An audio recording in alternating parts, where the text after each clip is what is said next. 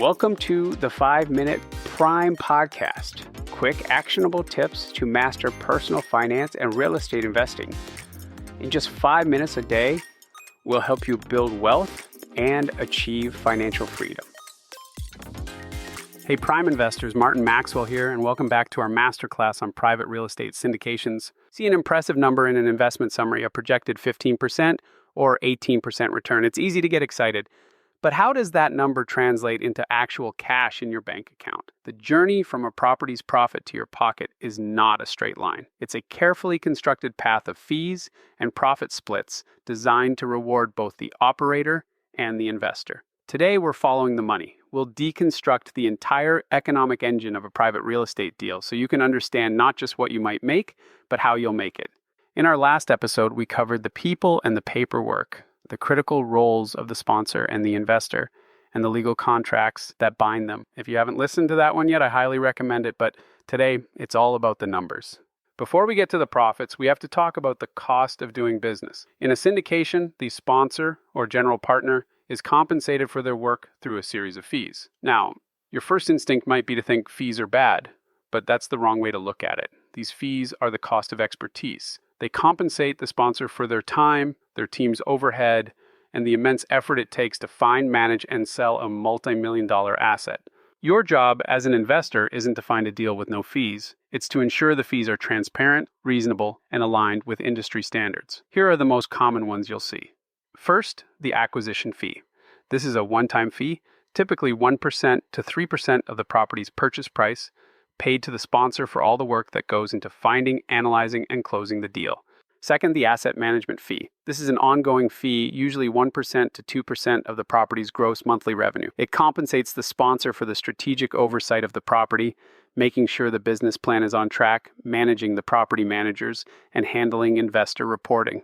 You might also see a property management fee, typically 3% to 5% of revenue, but only if the sponsor's own company is handling the day-to-day management. If they are, you should check that this fee is in line with what a third-party manager would charge.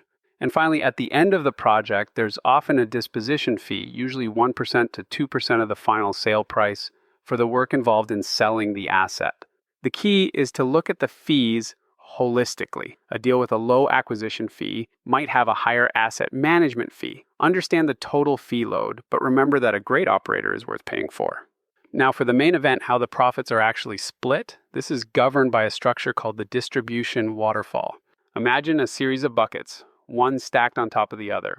All the distributable cash from the property flows into the very top bucket. Only when that bucket is completely full does the cash spill over or waterfall into the bucket below it. This structure is designed to pay the investors first, before the sponsor gets their big performance bonus.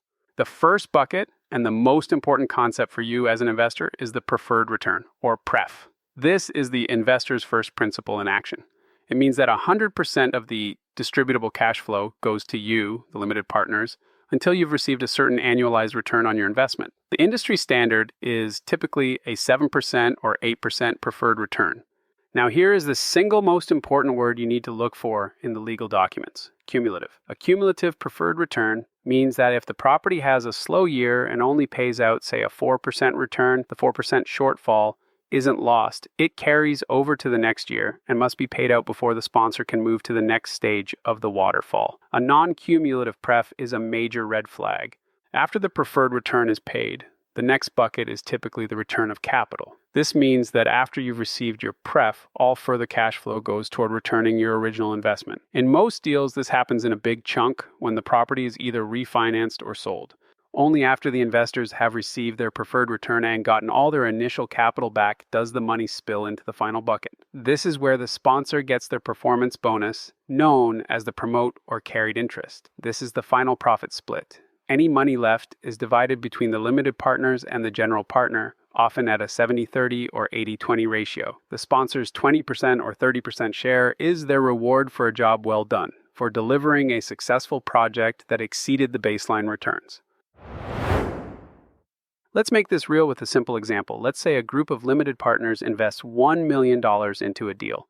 The deal structure is an 8% cumulative preferred return followed by an 80-20 profit split. In year one, the property generates $100,000 of distributable cash flow. Here's how the waterfall works. Step 1. The preferred return. The investors are owed an 8% return on their $1 million, which is $80,000. So the first $80,000 of that cash flow goes directly and entirely to the limited partners. Step 2. The promote. Now there's $20,000 of cash flow left. This spills into the final bucket and is split 80-20. The limited partners get 80% of that, which is $16,000. The general partner gets their 20% promote, which is $4,000. So, for year 1, the total distribution is the limited partners receive $96,000, $80,000 from the pref, $16,000 from the split. The general partner receives $4,000. As you can see, the structure is heavily weighted to reward the investors first.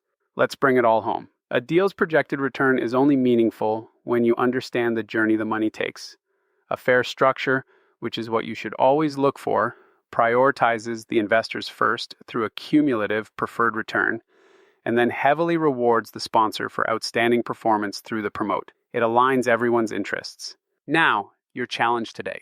Let's train your eye. Find an investment summary from a sponsor's website. Look for the section on distribution structure or waterfall. Your goal is not to judge if it's good or bad, but simply to identify the two key numbers.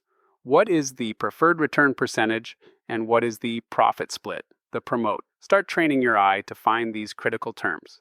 Now that we understand the people, the paperwork, and the money, it's time to look at the property itself. In our next episode, we'll dive into the value add playbook, the specific strategies sponsors use to take an underperforming property and force its appreciation. Thanks for tuning in. I'm Martin Maxwell. Keep learning, stay strategic, and keep building one smart move at a time.